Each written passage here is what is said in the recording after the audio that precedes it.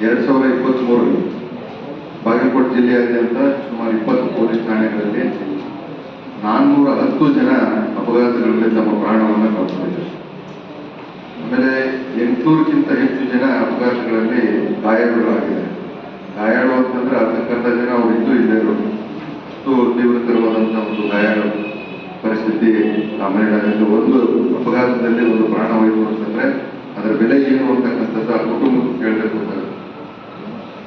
ರಸ್ತೆಗಳು ಅಗಲೀಕರಣನೂ ಆಗ್ತಾ ಇದೆ, ರಸ್ತೆಗಳು ಹೆಚ್ಚು ಹೆಚ್ಚು ಚೆನ್ನಾಗಿ ಅವುಗಳ ಒಂದು ನವೀಕರಣ ಕೂಡ ಆಗ್ತಾ ಇದೆ. ಅದರ ಜೊತೆಗೆ ಅದಕ್ಕಿಂತ ಹೆಚ್ಚಿನ ಸಂಖ್ಯೆಯಲ್ಲಿ ವಾಹನಗಳ ಸಂಖ್ಯೆ ಜಾಸ್ತಿ ಆಗ್ತಾ ಇದೆ.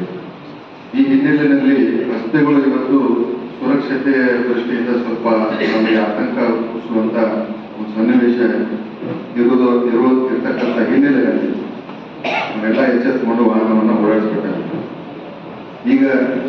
ಈಗೇನು ಕಾರ್ಯಕ್ರಮ ಮಾಡ್ತಾ ಇದ್ದೀರಿ ಎಲ್ಲ ವಿತರಕರಿಗೆ, ಎಲ್ಲ ನಮ್ಮ ಪತ್ರಿಕೆಗಳ ವಿತರಕರು, ಇವರೆಲ್ಲರೂ ಕೂಡ ನೀವು ಮನೆ ಮನೆಗೆ ನಡ್ಕೊಂಡಂತ ಹೋಗಬೇಕಾಗೋದಿಲ್ಲ. ಎಲ್ಲ ಬೈಕ್ ಮೇಲೆ ಹೋಗಬೇಕಾಗುತ್ತೆ, ಸೈಕಲ್ ಮೇಲೆ ಹೋಗಬೇಕಾಗುತ್ತೆ, ರಸ್ತೆಯನ್ನು ಬಳಸಬೇಕಾಗುತ್ತೆ.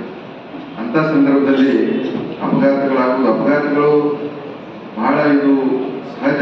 ಯಾಕಂದ್ರೆ ನಾವು ಎಷ್ಟೇ ಪ್ರಿಕಾಷನ್ಗಳು ತೆಗೆದುಕೊಂಡ್ರು ಕೂಡ ಕೆಲವೊಂದು ಸಂದರ್ಭದಲ್ಲಿ ಸನ್ನಿವೇಶಿಕ ಆಧಾರದ ಮೇಲೆ ಈ ಒಂದು ಸಂದರ್ಭದಲ್ಲಿ ಚಾಲಕರ ನಿಯಂತ್ರಣ ಕೂಡ ಒಂದೊಂದು ಸರಿ ತಪ್ಪು ಹೋಗುತ್ತೆ. ಆ ಒಂದು ಸಂದರ್ಭದಲ್ಲಿ ಆ ಕ್ಯಾಲ್ಕುಲೇಷನ್ ಮಾಡೋದಾಗೋದಿಲ್ಲ ಚಾಲಕರಿಗೆ. ಆ ಸಂದರ್ಭದಲ್ಲಿ ಈ ಅಪಘಾತಗಳಾಗುವುದು ಬಹಳ ಸಹಜ ಅನ್ನುವಂಥ ಒಂದು ಮಾತನ್ನ ಈ ಒಂದು ಸಂದರ್ಭದಲ್ಲಿ ಹೇಳ್ಬೋದು.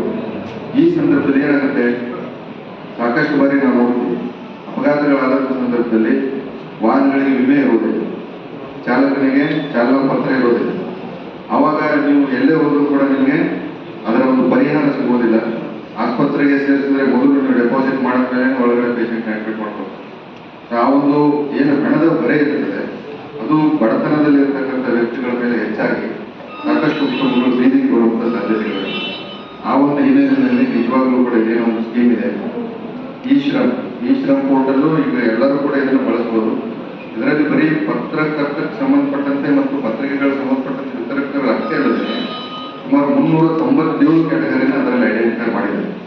ಅದರಲ್ಲಿ ಮೀನುಗಾರರಿದ್ದಾರೆ, ಆಶಾ ಕಾರ್ಯಕರ್ತರಿದ್ದಾರೆ, ಮನೆ ಕೆಲಸ ಕಾರ್ಮಿಕರು, ಚಾಲಕರು, ಟೈಲರ್ ಅಂಗಡಿ ಇಟ್ಕೊಂಡವರು, ಬೀದಿ ಬದಿ ವ್ಯಾಪಾರಸ್ಥರು, ಇವರೆಲ್ಲರನ್ನೂ ಕೂಡ ಇದರಲ್ಲಿ ನಾವು ರಿಜಿಸ್ಟ್ರೇಷನ್ ಮಾಡಿ ಅಸಂಘಟಿತ ಕಾರ್ಮಿಕರು ಅಂತ ಹೇಳಿ ಇದರಲ್ಲಿ ರಿಜಿಸ್ಟ್ರೇಷನ್ ಮಾಡಬಹುದು. ಈ ಭಾರತದ ಜನಸಂಖ್ಯೆ ಸುಮಾರು 140 ಕೋಟಿ ಜನಸಂಖ್ಯೆಯಲ್ಲಿ ಸುಮಾರು 70-80 ಕೋಟಿ ನಾವು ಅಂದಾಜು ನಾವು ಲೆಕ್ಕ ಹಾಕ್ಬೋದು ಬೀದಿ ಬದಿ ಕಾರ್ಮಿಕರು ಅಥವಾ ಈ ಅಸಂಘಟಿತ ಕಾರ್ಮಿಕರು ಇದರಲ್ಲಿ ಬರ್ತಾರೆ. ಏನು ವರ್ಕರ್ಸ್ ಇದ್ದಾರೆ ಎಲ್ಲರೂ ಕೂಡ ಈ ರೀತಿ ಎನ್ರೋಲ್ ಮಾಡೋದ್ರ ಮುಖಾಂತರ ಒಂದು ಸೌಲಭ್ಯ ಅವರು ಪಡೆದುಕೊಳ್ಳಿ ಅಂತ ನನ್ನ ಆಶಯ. ಇದರಲ್ಲಿ ಬಹಳ ರಿಜಿಸ್ಟ್ರೇಷನ್ ಬಹಳ ಸುಲಭ ಇದೆ. ಬರೀ ಆಧಾರ್ ಕಾರ್ಡು ಮತ್ತೆ ಆಧಾರ್ ಲಿಂಕ್, ಮೊಬೈಲ್ ನಂಬರು ಮತ್ತೆ ಬ್ಯಾಂಕ್ ಖಾತೆ ಇವುಗಳನ್ನ ಕೊಟ್ಬಿಟ್ರೆ ನಿಮಗೆ ಒಂದು ID ಕಾರ್ಡ್ ಕೊಡ್ತಾರೆ. ಆ ID ಕಾರ್ಡ್ ಇಟ್ಕೊಂಡು ನಂತರ ಅವಾಗಲೇ ಪೂಜಾರ್ ಸಾಹೇಬ್ರು ಹೇಳ್ತಾ ಇದ್ರು ಮತ್ತೆ ಮೆಟ್ಟಿ ಸಾಹೇಬ್ರು ಕೂಡ ಹೇಳಿದ್ರು, ಅಪಘಾತ ಯಾರು ನಿರೀಕ್ಷಿಸೋದಿಲ್ಲ, ಆಗ್ಬಾರ್ದು ಅಂತ ನಾವು ಬೆಳ್ಕೊಳ್ತೀವಿ. ಆದ್ರೆ ಅನಿವಾರ್ಯ ಒಂದೊಂದು ಸಂದರ್ಭದಲ್ಲಿ ಅಪಘಾತ ಆಯ್ತು ಅಂತಂದ್ರೆ ಅವಾಗ ನಾವು ಏನ್ ಮಾಡ್ಬೇಕು ಅನ್ನೋದು ತೋಚೋದಿಲ್ಲ ನಮಗೆ. ಆ ಸಂದರ್ಭದಲ್ಲಿ ನಿಜವಾಗ್ಲೂ ಕೂಡ ನಾನು ಹೇಳ್ತಾ ಇದ್ದೀನಿ, ಎಷ್ಟೋ ಸರಿ ಹಿಟ್ ಅಂಡ್ ರನ್ ಕೇಸ್ಗಳಾಗುತ್ತೆ. ಹಿಟ್ ಅಂಡ್ ರನ್ ಅಂತಂದ್ರೆ ವೆಹಿಕಲ್ ಸಿಗೋದಿಲ್ಲ, ಅವಾಗ ಪರಿಹಾರ ಕೊಡೋದೇ ಅವರಿಗೆ. ಜಿಲ್ಲಾಧಿಕಾರಿಗಳ ಕಚೇರಿಯಲ್ಲಿ ಒಂದು ಫಂಡ್ ಇದೆ, ಹಿಟ್ ಅಂಡ್ ರನ್ ಆದ್ರೆ ಒಂದು 2 ಲಕ್ಷ ರೂಪಾಯಿ ಫಂಡ್ ಅವರಿಗೆ ಸಿಗುತ್ತೆ. ಆದ್ರೆ ವಿಮೆ ಇಲ್ಲದೆ, ಚಾಲನಾ ಪತ್ರ ಇಲ್ಲದೆ ಚಾಲನೆ ಮಾಡುವಂತ ಸಂದರ್ಭದಲ್ಲಿ ವಿಮಾ ಕಂಪನಿನೂ ಕೂಡ ಅವರಿಗೆ ವಿಮೆ ಕೊಡೋದಿಲ್ಲ, ಪರಿಹಾರ ಕೊಡೋದಿಲ್ಲ. ಅಂತ ಸಂದರ್ಭದಲ್ಲಿ ಇವೆಲ್ಲ ಕೂಡ ನಮ್ಗೆ ಹೆಲ್ಪ್ ಆಗುತ್ತೆ ಅಂತಕ್ಕಂಥ ಮಾತನ್ನ ಈ ಸಂದರ್ಭದಲ್ಲಿ ನಾನು ಹೇಳ್ತೀನಿ. ಮಾಡ್ತಾ ಇದ್ರೆ ಎಲ್ಲ ಜಿಲ್ಲಾ ಬಾರ್ಡರ್ಗಳಲ್ಲಿ, ಆಮೇಲೆ ಪ್ರತಿ ಠಾಣೆಗೆ 2ರಂತೆ ಟೋಟಲ್ 20 ಠಾಣೆ ಅಂದ್ರೆ 40 ಜಾಗಗಳಲ್ಲಿ ನಾವು ಜಿಗ್ಜಾಗ್ ಬ್ಯಾರಿಕೇಡ್ ಹಾಕೋದ್ರ ಮೂಲಕ ಅಪಘಾತಗಳನ್ನ ಕಡಿಮೆ ಮಾಡೋದು ಅಂತಕ್ಕಂಥದ್ದು ಒಂದು ನಾವು ಯೋಜನೆಯನ್ನು ಹಾಕೊಂಡಿದ್ದೀವಿ. ಆಮೇಲೆ ಎನ್ಫೋರ್ಸ್ಮೆಂಟ್ ಆಕ್ಟಿವಿಟಿ ಕೂಡ ಮಾಡ್ತಾ ಇದೀವಿ, ಹೆಲ್ಮೆಟ್ ಕಡ್ಡಾಯ ಮಾಡಿದ್ದೀವಿ. ಇತ್ತೀಚೆಗೆ ಮಾನ್ಯ ಶಾಸಕರು ಅವರೆಲ್ಲರೂ ಕೂಡ ಬಂದು ನಮಗೆ ಉದ್ಘಾಟನೆ ಮಾಡಿಕೊಟ್ಟಿದ್ದಾರೆ. ಅದರ ಜೊತೆಗೆ ನಾವು ಎಲ್ಲೆಲ್ಲಿ ಅದರ ಅವಕಾಶ ಇದೆ ಅಲ್ಲೆಲ್ಲಿ ಅದರ ಪ್ರಚಾರ ಕೂಡ ಮಾಡ್ತಾ ಇದ್ದೀವಿ. ಅಂದ್ರೆ ಹೆಲ್ಮೆಟ್ ಕಡ್ಡಾಯದ ಅನುಕೂಲಗಳೇನು, ಸೀಟ್ ಬೆಲ್ಟ್ ಹಾಕೊಳ್ಳೋದ್ರ ಅನುಕೂಲಗಳೇನು, ಆಮೇಲೆ ಈ ರಸ್ತೆ ಸಂಚಾರ ನಿಯಮಗಳನ್ನು ಪಾಲನೆ ಮಾಡೋದ್ರಿಂದ ನಮಗೇನು ಅನುಕೂಲ ಇದೆ, ವಿಮೆ ಮಾಡೋದ್ರಿಂದ ಏನು ಅನುಕೂಲ ಇದೆ, ಚಾಲನಾ ಪತ್ರ ಮತ್ತು ಚಾಲಕರಿಗೆ ಸರಿಯಾದ ತರಬೇತಿಯಿಂದ ಯಾವ ರೀತಿ ನಮ್ಗೆ ಅನುಕೂಲ ಆಗುತ್ತೆ, ಒಂದು ಜೀವ ಉಳಿಸೋದನ್ನು ಕೂಡ ನಮಗೆ ತೃಪ್ತಿ ಕೊಡುತ್ತೆ. ಆ ನಿಟ್ಟಿನಲ್ಲಿ ನಾವು ಜಿಲ್ಲಾ ಪೊಲೀಸ್ ಇಲಾಖೆ ವತಿಯಿಂದ ನಮ್ಮ ಪೊಲೀಸ್ ವರಿಷ್ಠಾಧಿಕಾರಿಗಳಾದಂತಹ ಅಮರನಾಥ್ ರೆಡ್ಡಿ ಸಾಹೇಬ್ ಅವರ ಒಂದು ಮಾರ್ಗದರ್ಶನದಲ್ಲಿ ನಮ್ಮ IG ಸಾಹೇಬರು ವಿಕಾಸ್ ನಮ್ಮ ಬೆಳಗಾವಿ ಅವರು ಒಂದು ಮಾರ್ಗದರ್ಶನದಲ್ಲಿ ನಾವು ನಿರಂತರವಾಗಿ ಒಂದು ಪ್ರಕ್ರಿಯೆ ಕನಿಷ್ಠ ಪಕ್ಷ 20% ಆಕ್ಸಿಡೆಂಟ್ಗಳನ್ನ ಕಡಿಮೆ ಮಾಡಬೇಕು ಅಂತೇಳಿ. ಹಾಗಾಗಿ ಈ ನಿಟ್ಟಿನಲ್ಲಿ ಸಾರ್ವಜನಿಕರಿಗೆ ಹೆಚ್ಚಿನ ಒಂದು ಅರಿವಿನ ಒಂದು ಅವಶ್ಯಕತೆ ಇದೆ. ಹೆಲ್ಮೆಟ್ ಕಡ್ಡಾಯ, ಸೀಟ್ ಬೆಲ್ಟ್ ಕಡ್ಡಾಯ, ಇವುಗಳೆಲ್ಲ ಒಂದು ಅವರು ಜನರು ಕೂಡ ನಮ್ಮ ಜೊತೆ ಕೈ ಜೋಡಿಸಿದ್ರೆ ನಿಜವಾಗ್ಲೂ ಕೂಡ ಒಂದು ನಿಟ್ಟಿನಲ್ಲಿ ನಾವು ಸಾಧನೆಯನ್ನ ಮಾಡಬಹುದು. ನಾವು 2-3 ವರ್ಷಗಳಿಂದ ಶುರು ಮಾಡಿದ್ದೀವಿ. ಅವ್ರು ಲಾಸ್ಟ್ ಟೈಮ್ ನಾವು ಪತ್ರಕರ್ತರ ಜೊತೆ ನಾವು ಚರ್ಚೆ ಮಾಡಬೇಕಾದ್ರೆ ಅವರು ಕೂಡ ಇದನ್ನ ತಮ್ಮ ಮಾಧ್ಯಮಗಳ ಮೂಲಕ ಎಲ್ಲ ಜನರಿಗೆ ತಲುಪಿಸಿದ್ದಾರೆ. ಇನ್ನೂ ಹೆಚ್ಚಿನ ಒಂದು ಅರಿವಿನ ಕಾರ್ಯಕ್ರಮ ಅವಶ್ಯಕತೆ ಇದೆ ಸರ್.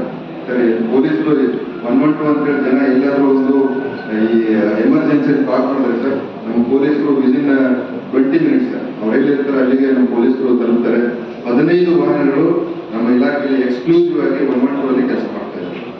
ಯಾರು ಆಪದ ಕಾಲದಲ್ಲಿ ಅದರಲ್ಲಿ ಗಂಡ ಹೆಂಡತಿ ಜಗಳ ಇರ್ಬೋದು, ಅಕ್ಕಪಕ್ಕ ಮನೆ ಜಗಳ ಇರ್ಬೋದು, ಮೊದಲ ಪದವಿನ ಜಗಳ ಇರ್ಬೋದು, ಯಾವುದೇ ಜಗಳ ಇರ್ಬೋದು, ಇಮಿಡಿಯೇಟ್ ಆಗಿ ಕಾಲ್ ಮಾಡಿದ್ರೆ ರೆಸ್ಪಾನ್ಸ್ ಟೈಮ್ ಅಂತ ನಾವು ಕರಿತೀವಿ, 17 ನಿಮಿಷದಲ್ಲಿ ನಾವು ಅವರ ಹತ್ರ ಹೋಗಿ ಅವರ ಏನ್ ಸಮಸ್ಯೆ ಇದೆ ಅನ್ನೋದು ಕೇಳಿ ಅದನ್ನ ಬಗೆಹರಿಸಿ ಬರಬೇಕು. ಯಾಕಂದ್ರೆ ಈ ವ್ಯವಸ್ಥೆ ಹೇಗಿದೆ ಅಂದ್ರೆ ಬೆಂಗಳೂರಿನಿಂದ ಬಾಗಲಕೋಟೆವರೆಗೂ ಕನೆಕ್ಟೆಡ್ ಇದೆ.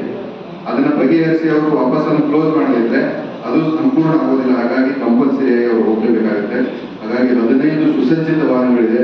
ಸ್ಕಾರ್ಪಿಯೋದಂತ ವಾಹನಗಳು ನಾವೆಲ್ಲ ಕೊಟ್ಟಿದ್ದೀವಿ. ಹಾಗಾಗಿ ಅದೊಂದು ವ್ಯವಸ್ಥೆ ಬಹಳ ಚೆನ್ನಾಗಿ ನಡೀತಾ ಇದೆ. ಇದನ್ನು ಮಾಧ್ಯಮದ ಮೂಲಕ ಎಲ್ಲ ಜನರಿಗೆ ಇದು ತಲುಪಲಿ ಮತ್ತು ಇದರ ಒಂದು ಏನು ಇದು ಇದೆ ಅದನ್ನೆಲ್ಲ ಜನರಿಗೆ ಮುಟ್ಲಿ ಸೌಲಭ್ಯ ಅಂತಕ್ಕಂಥದ್ದು ನಮ್ಮ ಪೊಲೀಸ್ ಇಲಾಖೆ ಆಶಯ.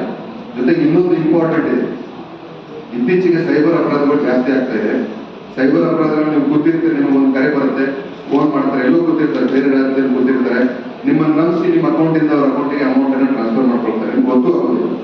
ಅಂತ ಸಂದರ್ಭದಲ್ಲಿ ನಾವು ಗೋಲ್ಡನ್ ಅವರ್ ಅಂತ ಕರಿತೀವಿ. ಅಂದ್ರೆ ನಿಮ್ಮ ಅಕೌಂಟಿಂದ ಅವ್ರ ಅಕೌಂಟಿಗೆ ಅಮೌಂಟ್ ಹೋದಾಗ ಅದು ಅಲ್ಲಿ ಫ್ರೀಸ್ ಆಗಿ ಅದು ಮತ್ತೆ ವಾಪಸ್ ನಿಮ್ಮ ಮನೆಗೆ ಬರಬೇಕು ಅಂತಂದ್ರೆ ನಿಮಗೆ ಅಪರಾಧ ಆಗಿದೆ ಅಂತ ಗೊತ್ತಾದ ತಕ್ಷಣನೇ ಒಂದು ನಂಬರ್ ಇದೆ 1930 ಅಂತ ಹೇಳಿ.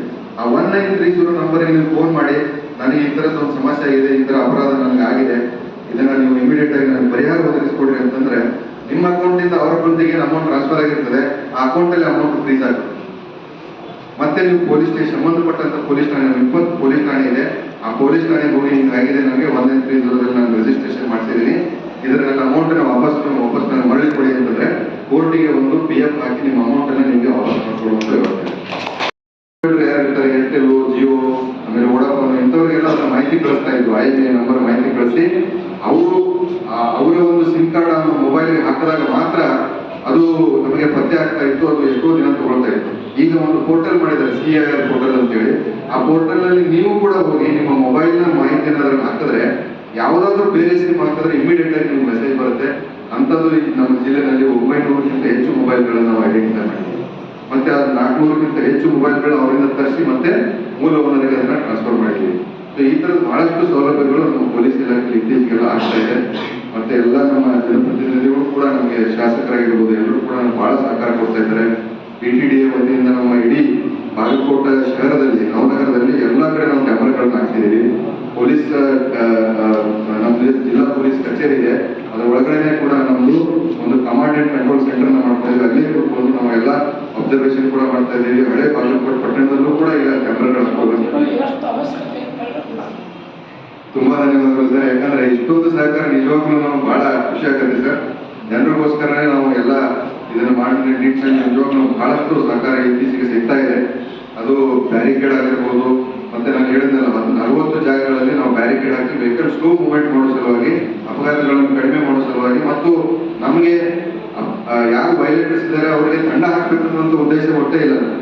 ಒಟ್ಟಿನ ಮೇಲೆ ಸಂಚಾರಿ ನಿಯಮಗಳು ಪಾಲನೆ ಆದರೆ ಸಾಕು ಅನ್ನುವಂಥ ನಿಟ್ಟಿನಲ್ಲಿ ನಾವೆಲ್ಲ ಕೆಲಸ ಮಾಡ್ತಾ ಇದ್ದೀವಿ. ಆದ್ರೆ ಯಾರು ಇನ್ಕೊರಿಜಿಬಲ್ ಅಂದ್ರೆ ಎಷ್ಟೋ ಸರಿ ಹೇಳಿದ ಮೇಲೂ ಕೂಡ ಕೆಲವೊಬ್ರು ನಿಯಮಗಳನ್ನು ಪಾಲಿಸೋದಿಲ್ಲ, ಅಂಥವ್ರ ಮೇಲೆ ದಂಡನೂ ಕೂಡ ನಾವು ಹಾಕ್ತಾ ಇದ್ದೀವಿ.